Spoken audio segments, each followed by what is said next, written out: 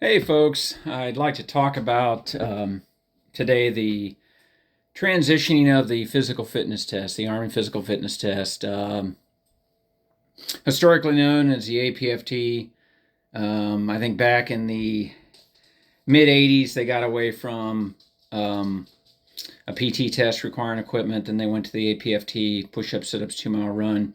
And then during COVID, actually, or towards the end of COVID, they finally launched officially the ACFT, the Army Combat Fitness Test, and now they have gone to down to the AFT, Army Fitness Test.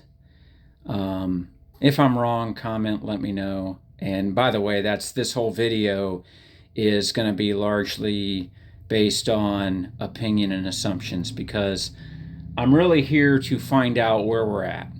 Are we, in fact, bottom line up front, a better fit Army today?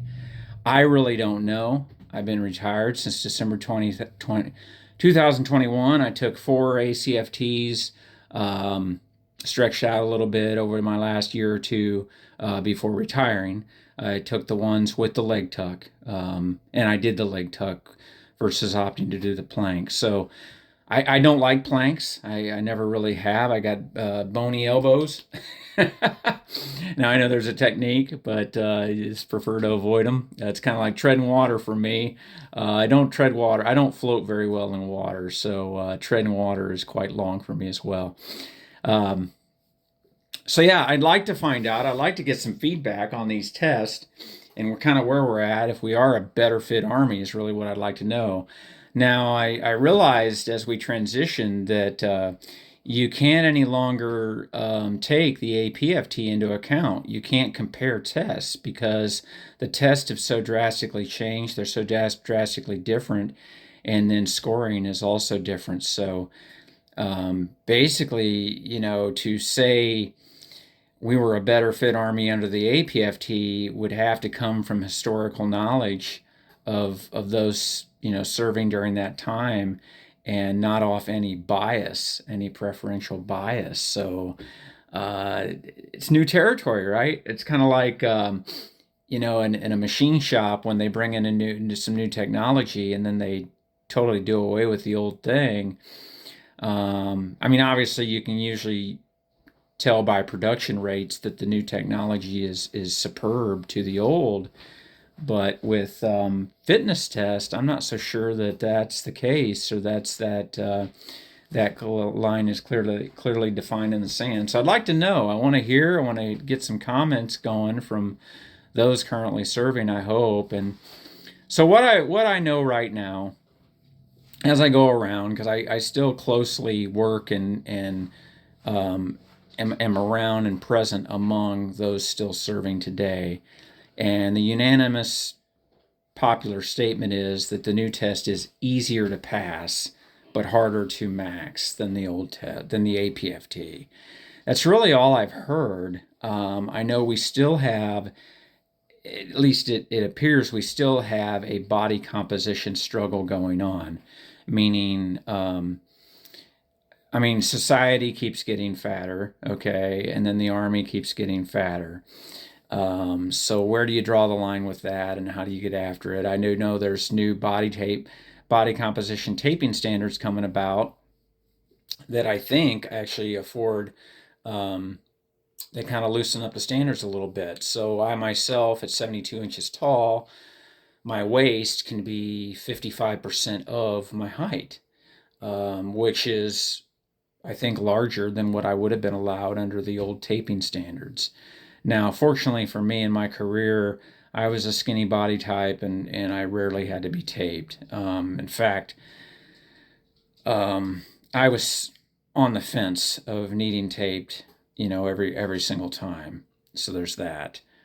I am glad to not have to worry about that anymore. I can tell you that, being retired.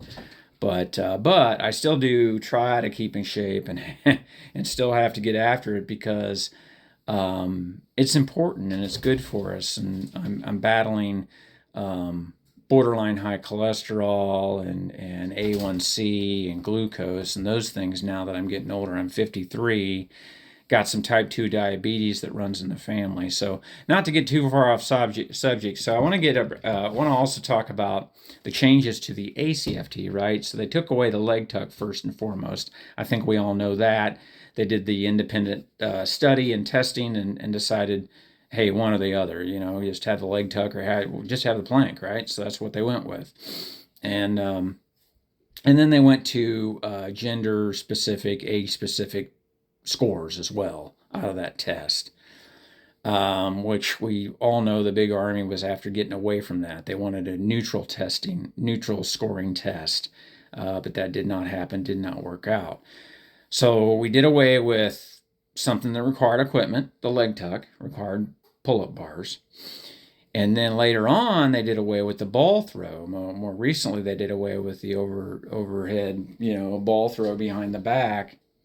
And there's a lot of arguments out there about that. I guess it was deemed as pointless, and it was also causing injuries in some, or potential injuries. Now I can say that as a CSM, while I was still serving, had a couple soldiers get hurt off this this ACFT, and one was the ball throw. Believe it or not, hyperextended the back, I believe, ended up on a profile and things of that nature. Now, when I bring this up, injuries versus the APFT, right? I immediately get told, well, because if you're a part-time soldier and you're not practicing those movements, you're prone to injury of those components that are required to do that, components of your body. Okay, so again, this is what cracks me up about the Army, okay? And it always did, right? We're great at being barracks house lawyers. We really are, and quick to throw our opinion out there. So, immediately when I'm told that back for feedback, right? And again, maybe there's something to it. I'm not saying there's nothing to it, but hasn't that always been a thing? If you're not working certain body parts, so let's go back. Sit-ups. Sit-ups were deemed bad for us by many because of wrenching the neck and all that. Well, I could easily argue that because I'm a fan of the sit-ups, I could argue that those that said they were bad for them were out of shape. They were fat. And they had a donut around their midsection, preventing them from properly sitting up and avoiding having to wrench the neck, right? I could say that, right? And it'd be the same thing as the person that said to me, well, yeah, you're going to hyperextend your back off the ball throw because you're not used to, the body's not used to doing that movement because you only do it when you test. Okay, all right. So what is laughable to me is we're getting away from, it seems like, because there's a lot of rumors out there that, we're just going to go back to the APFT, we're just going to go back to the APFT. But then some say, well, that will never happen, right? But what's laughable to me is they keep removing events that require equipment. Is there something to that? Is there something more to that than just the ball throw was unnecessary and it caused injuries, or the pull-ups were, I don't know. Is there something, you tell me. I'm not currently serving anymore. I don't know what the talk is. I can't seem to get a straight answer for this stuff. Hindsight, I'd like to know where we're at with functional fitness and PRT and all that stuff as a whole. I can tell you during my time of serving, I feel like the beginning of the end of the old 2120 physical fitness and organized PT, or the APFT and test results was the war, the war in the sandbox, post 9/11. And we started getting away from organized PT and became a lot of the Army big on workout on your own, okay? Well, working out on your own, as you know, it'll get the job done, but you lose something with that. I mean, you're not getting sometimes the proper push and motivation you need that you might get with organized PT. Now, some will argue, well, a division run is terrible for you because you're tripping over each other and slow pace and all. Look, I get it. Okay. Any extreme, an extreme of anything, of any kind, can be bad for us, right? I mean, that's common sense. Okay. But don't let that get in your way of, proper judgment. So that's where I believe we started to get away from the right priorities of fitness. As far as nutrition goes, I think it's always been a challenge. It's continuing to be a challenge. Now in the news is how bad MREs are for you. I laugh at that because I say, well, what are you going to do? What are you going to replace it with, right?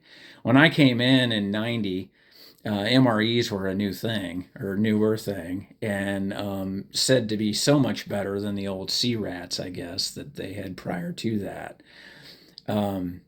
Look, we all know that preservatives can be bad for us. The MRE was never made for digesting at an office job, okay? Or they are made for burning calories. It's like a 2,000 calorie meal. You sit down in the woods or whatever and you consume the thing because you've had a heavy day. I would advise against consuming the entire meal at one setting, say such as lunch, if you haven't been doing too much. Maybe you were on a range, okay? But what were you doing on the range? Are you just sitting in the bleachers? Yeah, you may not want to consume 2,000 calories after just sitting in the bleachers. You road march to the range and you pulled range cadre duty or something like that. Yeah, you're burning some calories, right? So I think we need to. It's important to keep the focus on what the MRE's for. It's not for nothing against office people, okay, but it's not for the low physical fitness day per se. Don't just consume it because it's convenient, you know. So anyway, I say that because that's another debatable topic now, or it's gonna be, anything's bad for us if we do too much of it, or could be, right? But yeah, I'd really like to know where we're at with this fitness test, because I always said a test is a test, and really the physical fitness test is just another workout, and it took me a long time to realize that. But if that test should actually be easier than your normal workouts. Your workout, your preparation for the test should be harder or longer than the test itself, right? I think we can all find common ground in that belief. It comes with written tests as well. You study harder, you spend a lot more hours preparing for a written test than actually taking the test, right? So I think those are some important things too. So a test is a test, right, in a sense. Is it a popularity contest? Is it we just love the ACFT or the AFT because it's a circuit type drill and it's much more motivational and more fun than the APFT? Okay, if it is, then I still want to know, are we a better fit Army? And maybe it's still too early to know that, or maybe we'll never know that. Maybe my question is too multifaceted, too complicated. But I hear things here and there that we're still fat, or we're too plump as a force. So that also motivates the question. But yeah, I'm still getting after it. Still working out as much as I can. Diet is the biggest challenge. It really is. Trying to eat healthy. Whole foods, of course, are the popular healthy buzzword. But that requires work and preparation. A lot of times you don't have time, or just you neglect doing it because of life gets in the way. So, but yeah, I'd like to hear from you. if you know, even if you don't know, you have an opinion, it doesn't matter. I was thinking about this earlier. A lot of these changes in the Army, how many of them really came off facts? You think about that. Uniform changes, fitness test changes. How many of these changes really came based on like real factual evidence? I'd almost guarantee you it started with somebody in the right place, the right power, saying, I don't like that. I want to change it. Right? Which is all an opinion, you know? Um, yeah. So, something else to chew on and think about. But yeah, I'd like to hear back on this. I know there's certain facts like CO2 levels for running, for cardiovascular conditioning, and that's part of why we've kept the 2 mile run. It could actually be 1.5 miles for that, but they've just kept it 2. I'm not loving or hating. I mean, I prefer cardio if you want to know the truth. But so there's that. So again, you have a fact of CO2, but then you have the opinion keeping the 2 miles versus 1.5 miles. Yeah. What else? I'm trying to think of any other fact that ties to this. I mean, obviously there's science and studies out there of things being, physical activities being bad for us or could potentially be harmful.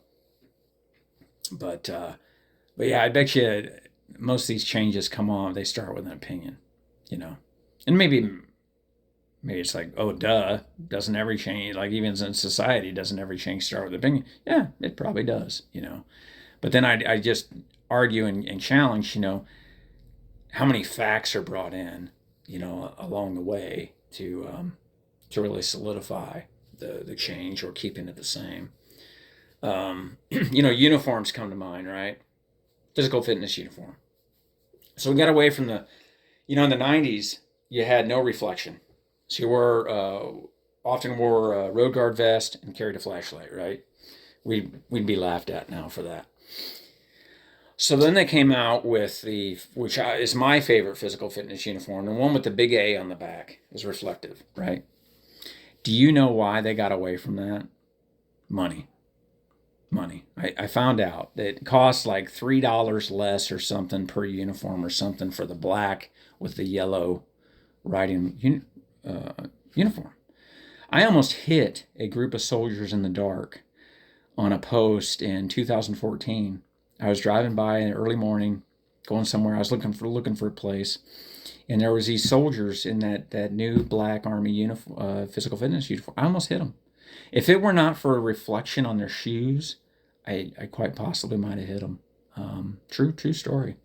So yeah, I mean it. Don't get me wrong, the new physical fitness uniform feels nice, but as far as I think overall functionality and purpose, and I think the old with the A on the back, I think they had it most right with that uniform. So I hated the turtleneck collar on the long sleeve shirt of it. Just to give you that. I always hated wearing long sleeves anyway. I'm a short sleeve person. I don't like it when you get running and stuff starts sticking to your legs or your arms. But that's me. That's not everyone. So anyway, yeah, uniforms. Another topic. Kind of coincides a little bit with the fitness test in a way because, again, I think a lot of it can be opinion based. Really. The green uniforms, right? The dress greens. So we got away from the AKA pickle suit of the 90s. Came out I think around 84, and heard all kinds of stories about that. So I guess they wanted to get down. They wanted to just have one uniform, the Army service uniform, and everybody liked the blues. So they combined efforts and made a blue uniform. Well, now we've gone back to the greens because we look too much like the Navy or the Air Force with the blues, right? So now you're back to 2 uniforms. So you got the ASU for, evening events, and then you got the greens. So you're back to, basically where we were in the 90s. It's just kind of comical. And I heard all kinds of things. I heard it'd been over 10 years when the pickle suit, I'm just calling the pickle suit, was retired, right? Been over 10 years. It was time for a change. I've heard that. And then the ASU came up on 10 years. Oh, it's been 10 years. It's time for a change. So, I mean, how do you justify a change based off time like that? It just, to me, it just gets comical. And um, there, there's no selling it to me at this point. I wasn't a fan of going to a new dress uniform recently. I love the way it looks. Okay, I'll give you that. Um, but is that for justification to do the change from the ASU? No. Recruitment, I mean, if you can tie anything to recruitment and safety, it sells, so you just bulldozed right over me with that one. But was that really the heart of the problem with our recruitment? I mean, without getting political, I'm going to say no. I don't think it was, but hey, those decisions are tough ones. Senior leaders have to make them all the time, and it's not often not a popularity contest. So credit to them for you know making those hard decisions when they feel the need to make them. So, but yeah, that's kind of what I wanted to talk about today. Better fit Army. Where are we at with that?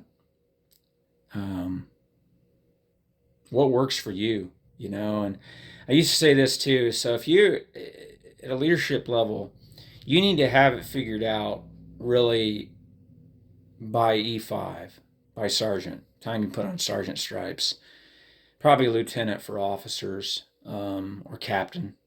Nah, I'd say lieutenant.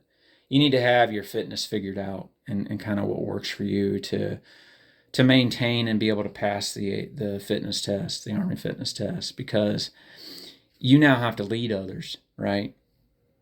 And so leading others, you don't have the time to always figure stuff out for yourself anymore, because you're now passing it on to others, passing on what works to others, and figuring that out to help them.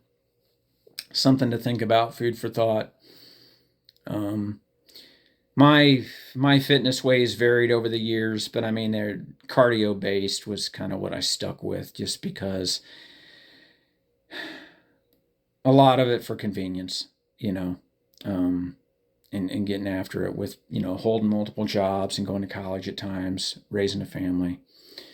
Um, Life just gets busy and gets in the way. So a convenient fallback tends to be cardio versus finding some weights to lift.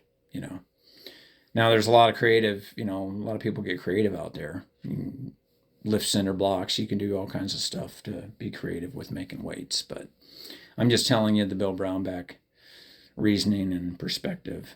So, but yeah, I just wanted to throw this out there, and hope all is well.